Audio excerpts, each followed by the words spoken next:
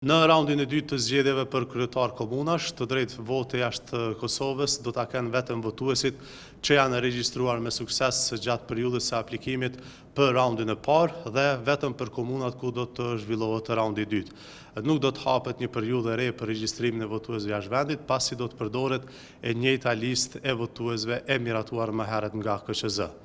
Numri i përgjithshëm i shtetasve që janë regjistruar për të votuar nga jashtë Kosovës në raundin e parë është 43.933,